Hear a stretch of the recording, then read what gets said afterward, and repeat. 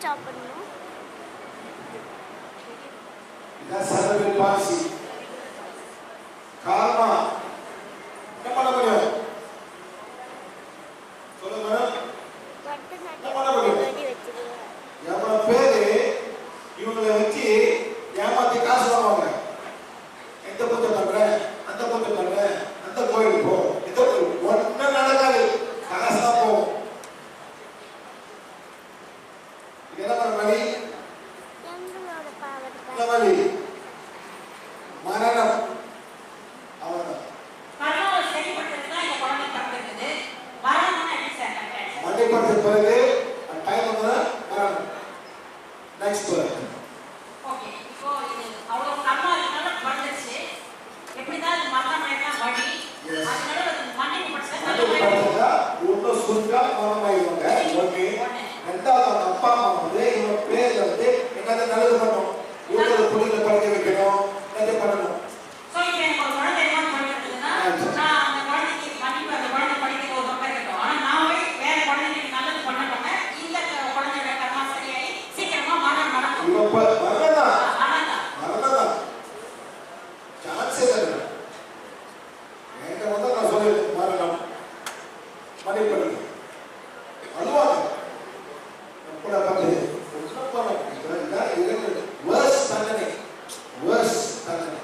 இப்ப அந்த குழந்தை பிறந்தாச்சு. இதை வச்சு நான் கஷ்டப்பட்டு இருக்கிறேன். மரணத்தை தெரிஞ்சு போச்சு. எந்த அளவுக்கு நான் மன்னிப்பு கேட்க 10 வருஷத்துக்கு அதான் சார் அப்படி பண்ணிட்டே வந்தா 10 வருஷம் சாகுது, 5 வருஷம் செத்துறோம். ஒரு காசு போட்டு போயிட்டு இந்த கோயில் அந்த கோயில் ஒன்னும் நடக்காது. இது மாதிரி எந்த பரிகாரம் போயிட்டோ கோயிலுக்கு போயிட்டோ புரஸ்காரம் செய்தோ யாரும் வளர்த்தியோ அந்த புரஸ்காரம் செய்து நீதி ஆயிட்டப்பட்ட இந்த மாதிரிலாம் பண்ணி அந்த கர்மாவை செயல்படுத்தலாம் நினைக்காதீங்க. அது மாதிரி பண்ண முடியாது அப்படிங்கிறாரு. பண்றதை விட எக்கச்சக்கமா நமக்கு செலவாகும். ஒரு பிள்ளை போட்டு கொண்டாடுறாங்க, தூக்கி கொண்டாடுறாங்க.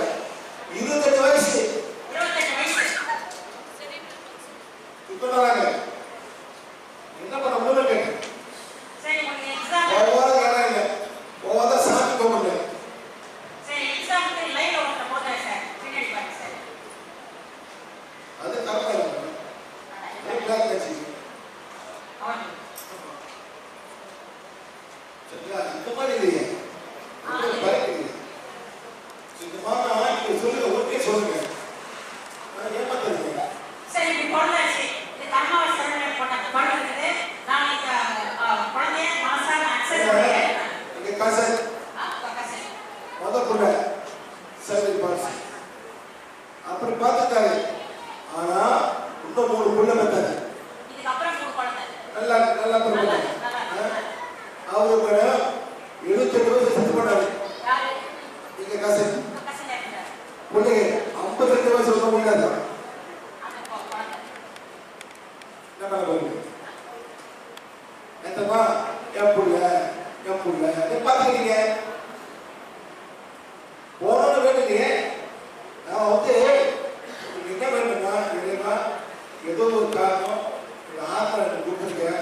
நான் அப்பா வாங்கியிருக்கேன். நம்ம கொடுத்து நான் பார்த்துக்கணும்.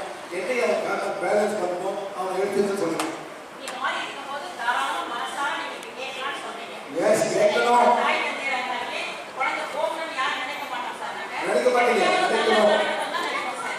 அப்ப அது வந்து மாறி என்ன நினைக்கிறீங்கன்னா இந்த கர்மா விரைவே பேலன்ஸ் ஆகிட்டோம். நான் ஏற்றுக்கிறேன். நல்ல விதமா தாராளமா போயிட்டு நீங்க மனசுல நினைக்க சொல்றீங்க. சரிங்களா? ஏன்னா ஒரு கிளாஸ்ல வந்து ஒரு பையன் வந்து அனுப்பிருக்கு. யாரு இருக்கா அந்த கிளாஸ்ல? சென்னை கிளாஸ்ல சரியான இல்ல நான் சரியான சூடு. நீங்க அந்த கிளாஸ் தானே டைம் இல்லாம எனக்கா பேரு நீங்க இருந்தீங்க. ஒரு பையனை கொண்டு அந்த ஆளுக்கு வந்து அவர் வந்து போலியோ எடுத்து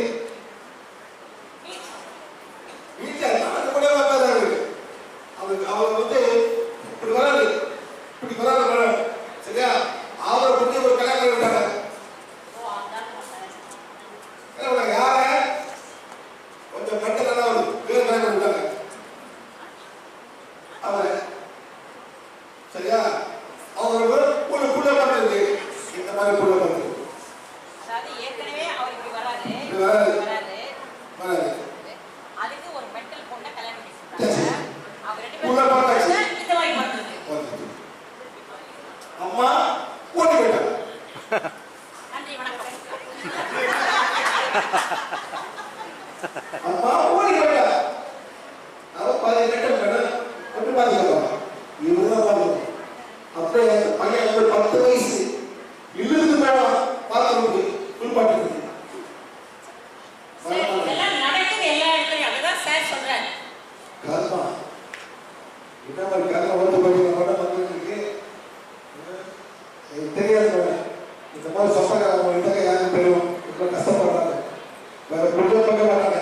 ஒரே புள்ள பண்ணுறாங்க. இதே மாதிரி யாரும் பண்ணுறது யாரும் பார்க்க புள்ளைய ஒன்று 2 பேரும் செத்துட்டோம். வந்து கேட்டாரு சிங்கோட கேட்டாரு. நான் பையன் வந்து வாங்கிருக்கான். கேட்டாரு நான் செத்து யாரும் இல்லை. நான் போகலாமா ஆறாம கொள்ளுன்னு சொல்லுவேன். பாவம்